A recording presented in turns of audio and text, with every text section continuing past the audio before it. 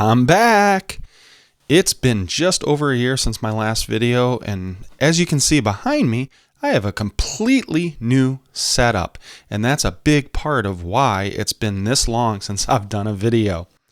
I am getting back to regular videos now, and I have a ton in the works. A lot of them are going to start as update videos because right after I made a few videos just, that year ago, 1Password upgraded from 7 to 8 and it changed the interface. Mac OS had a huge update which changed the whole preferences section and a few other things. So I am planning to make some videos showing those changes so you actually kind of know what's going on if you're looking for help in those areas. Plus I have a ton of new videos planned on all sorts of great apps and just keep continuing on with the things I've been doing. However, I did just want to take a few minutes and just update why and how I've got a whole new backdrop, because this place is so much better and it's not even done yet. I still have a lot of lighting tweaks I still need to do and things like that. But starting last summer, I'm also a state level competitive golfer, and my competitive season last year was just incredible. Won multiple tournaments and actually qualified for the main state amateur. So that kind of kept me busy over the summer, and then come the fall, we had a chance to buy a house. So I actually tore down my whole recording studio, and that kind of fell through due to some circumstances and kind of how life goes. We had to get out of our rental, and we stayed with a friend for a few months, and that's not the most ideal to record either. And then this past spring, an opportunity came up for a house that's basically our dream house. So we've been working on that, and we've been now living in our new final home for the past 3 months or so. And I've been working hard getting this set up behind me. But the nice thing with this setup compared to my previous one is in the old studio, it was upstairs in our rental. The ceilings were very low and they were just very weird. This, I now have a full bedroom that is just my recording studio office. And at some point I'll do a quick studio tour just showing the different things I have set up and just kind of the actual details if you're curious about all the Star Wars stuff or the trumpets that are behind me or any of those things. And I'll go a bit in depth into those things. But I can finally get back to normal and making videos. I've been so looking forward to this. And as I mentioned, kind of please forgive some of the lighting and the backdrop stuff. I am still working on some of the details, but I know that's not really the important part. The important part is the actual video. So today's video is just going to be a quick one. Over the past year, I've been staying active with all the comments, questions, and things like that I've been receiving on the videos. And I do notice a big trend that a lot of the videos that generate the comments have been security-based videos. So today's video, I did just want to post a real quick update on just everything that's been going on, but I also just wanted to make a real short video just on how do you set a good password. I have been real big in pushing different password managers. Again, there's Dashlane, 1Password. You can use Keychain on Mac OS that works among all the devices. You can use the built-in password managers that you can find in Firefox, Chrome, and things like that. But no matter what, you should be using a good password manager. However, in order to use a password manager, you need a password that you can still remember, but be really, really good. I only have 3 passwords that I know, and I have to type them out. One's to log into my computer, and then 2 are for other services that I log in routinely. One including my password manager, and then the other one is one I use quite a bit also for my Apple ID. So those 3 are really, really good, strong passwords, but they still have to be memorable, and that's what I want to talk about. You can make a really strong, memorable password, and that's what I just want to quickly show in this video. So I'm going to jump over to my screen.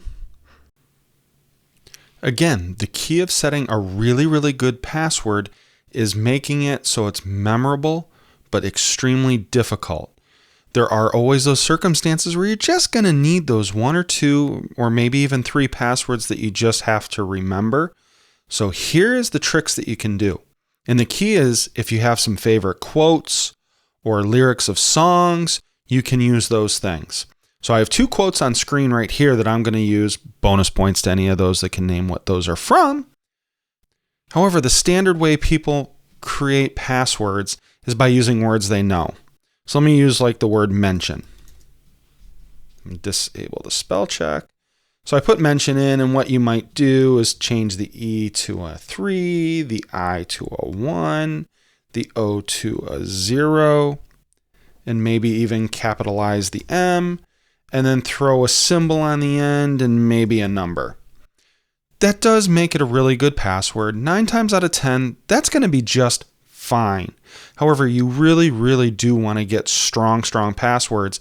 And the root of that word is still the word mention, which is a standard dictionary word. And that's really what you want to avoid.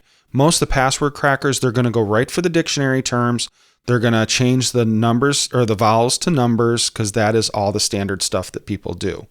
Throwing in the symbol and a couple of numbers will definitely kind of turn up the difficulty a little bit. But you still want to be as random as humanly possible. So kind of going back to taking a song or a quote. You can use the chorus in a song or anything like that. So the first one I have here is always pass on what you have learned. And then what you're going to do is you're going to take the first letter of each word. And then I'll try to disable the spell check. Hopefully it won't change it. Now I'm going to change the at. You could either make it a capital A or an at. You can change the O to a 0. And then you can add some numbers. Like your best friend's phone number from when you were growing up. You know, a zip code from your favorite location that most people may not know. Any secret type of numbers that you can kind of come up with will make it even more random. So I'll add in a number and then a symbol, things like that. You could even do a symbol at the beginning of the numbers and another one at the end. That's going to make it a really strong password because it's not using a word, it's using that quote and using the first letter. So it really does become random. And then all you have to do is just speak that word or sing those lyrics to yourself as you type in the password and you're off and going. The more numbers you can add at the end or the very beginning, the longer it'll get. As I said, the passwords I've created that I have to remember, they're still 20 to 25 characters, but because they're lyrics or quotes, it's super easy to remember. In addition to adding the numbers in, I can just type out the passwords super fast and they're easy to remember. Just to show just another example, many of the truths that we cling to depend on our point of view. Again, going to disable that. Maybe I want to capitalize the M, change the O to a 0. Maybe change like the first O to a 0, but the second O maybe a capital O. And then you could do either way for that one. Add in some symbols, again, some numbers, and put in another symbol. You've got a super strong password right there. And the chances anybody are going to guess that is very, very slim. The other piece too, most of us are not the most important people in the world, meaning we don't work for 3-letter agencies.